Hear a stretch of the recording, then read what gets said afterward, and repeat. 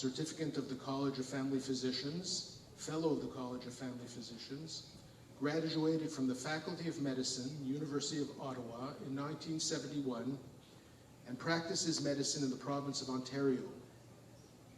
For the past 24 years, he has focused on the practice of environmental medicine. During this time, he has attended more than 300 hours of accredited courses on environmental medicine in the USA, and has assessed, treated, and followed more than 10,000 patients who suffer with the multi-system symptom complexes associated with environment-linked illnesses. Dr. Malott has a special interest and expertise in indoor air quality and health effects.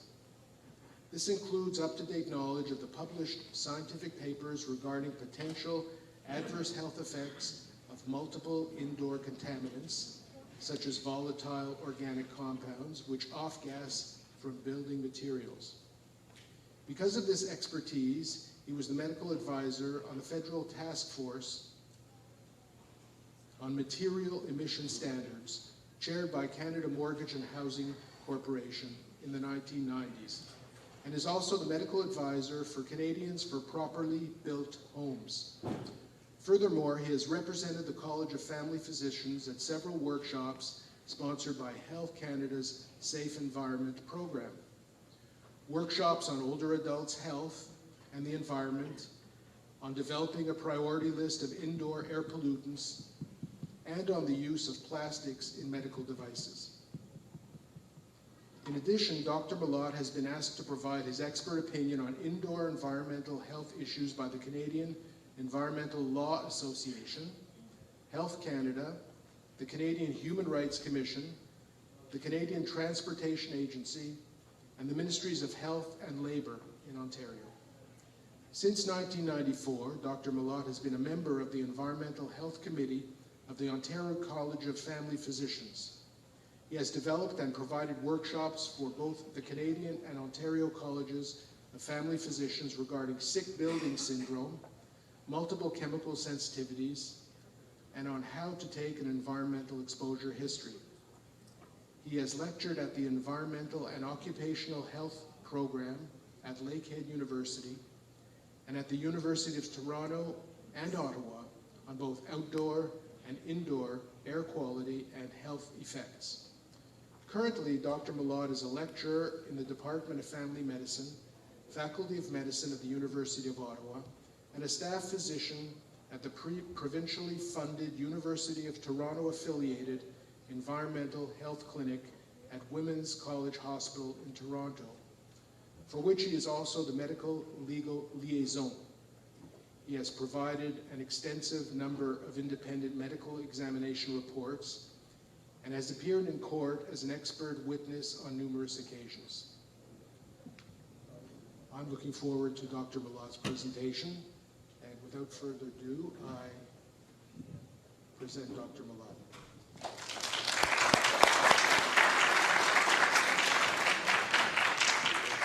Is the system working?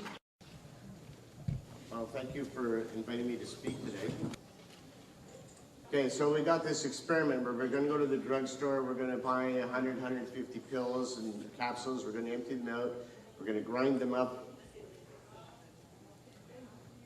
and take only very, very small amounts, perhaps one capsule full of this mixture. We'll do it every day, even if you're pregnant. It's hard for the guys. We're going to give it to your children too. Anybody want to volunteer? Well, the experiment's already going on. This is a cover of the 4th National Report on Human Exposures to Environmental Chemicals that was produced by the Centers for Disease Control in the United States. So there are various groups that have been doing what are called biomonitoring and providing reports for the last decade. So there's government databases. The first one was actually done maybe 15, 20 years ago. This is the United States Environmental Protection Agency. And they got samples of fat and produced a list of chemicals found in fat in humans. Centers for Disease Control in the United States, I showed you the fourth cover. They've had 4 reports, each report being listing more chemicals than the one before. It's a report on human biomonitoring of environmental chemicals in Canada being just recently produced by Health Canada. Independent groups have produced reports too. The Environmental Defense Fund has done something called Toxic Nation. An environmental working group, you perhaps remember them, they got some publicity a few years ago when they measured chemicals in some of our national politicians. So the very first one, the adipose tissue. Adipose is fat. Chemicals in the body are stored in fat. So they got samples of from cadavers and from surgical specimens, and they found over 700 chemical substances, and this is 1982. But it's impressive when you look at the list of things that they found stored in the human body. National Health and Nutrition Examination Survey, the first one measured 27 chemicals, the fourth one measured 212 chemicals. 99% of the population in the United States, and you can extrapolate that to here because we're no different, have fire retardants stored in their body. 90% of us have plastics. Most people also have heat-resistant, non-stick coatings, stain-resistant chemicals, industrial chemicals, heavy metals, and so on. So Health Canada, 91 chemicals measured. Look at the list. Heavy metals, organochlorines, PCBs, PFCs, these are stain repellents, plastics, more plastics, pesticides, antiseptics, tobacco, even if you don't smoke. If you're around smoke, this stuff gets absorbed. Environmental Defense Fund, they don't have as much money.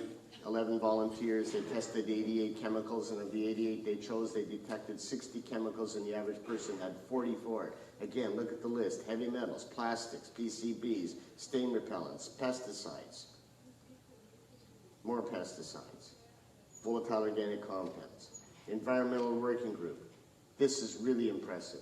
They did 2 small studies. Unfortunately, the numbers were small, private funding. Newborn babies. They took blood from the umbilical cord. 287 chemicals found in the cord blood of 10 newborns in 2005, and again over 200 chemicals found when they repeated it in 2009. So when the national report, that fourth report I showed you, the cover came out, there was an immediate response by the chemical industry. The American Chemistry Council and its member companies reiterate their support for the U.S. Centers for Disease Control and Prevention's scientific efforts to understand human exposure. Look down at the bottom. The American Chemistry Council and its member companies reiterate their support for the U.S. Centers for Disease Control and Prevention's scientific efforts to understand human exposure. Like the previous 3 studies, the fourth report reaffirms that levels of man-made and natural compounds detected in Americans remain low. Isn't that good news? So what's wrong with this experiment? It's unethical. There's a risk of damage which could be permanent. No informed consent. You have an operation, you have to sign a legal document. You're putting chemicals in us. Nobody said it was okay.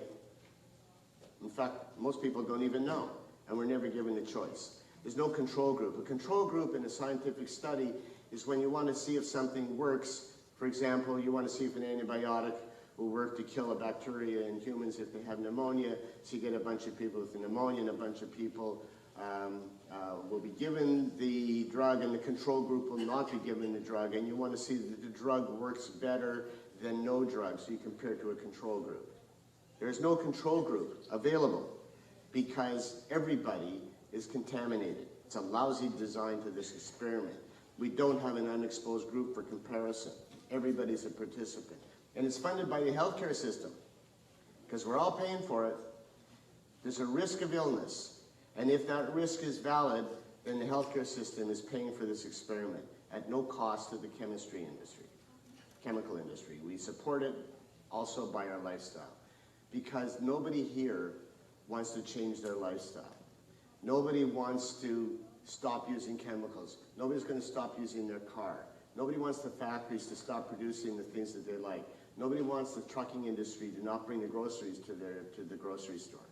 Nobody. So have we learned anything from this experiment? Biomonitoring can estimate how much of a chemical is present in a person. Can't tell what health effects there are, if any. The chemical industries take on things as well, the levels are low. The absence of a chemical doesn't necessarily mean a person hasn't been exposed, it just means it hasn't been stored in the body. Some of the chemicals that we have in our body, such as some of those plastics, like BPA, everybody's familiar with BPA, it's getting all the headlines. It doesn't last very long in the body. So why is it there? Because we keep ingesting it. If we stop ingesting something or we haven't had a recent exposure, it may not necessarily be present in the body. So this designed experiment doesn't necessarily mean a person has not been exposed. Biomonitoring cannot determine the source or the root. We don't know how it got in there, we don't know where it came from.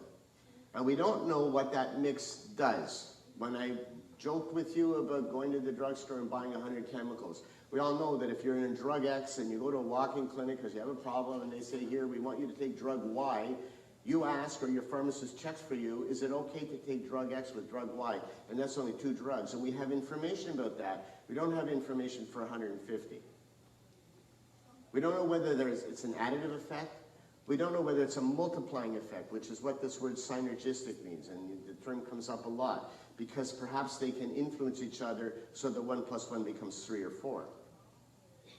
So what we should know is that we're regularly exposed to a variety of hazardous chemicals, and we carry many of them in our body.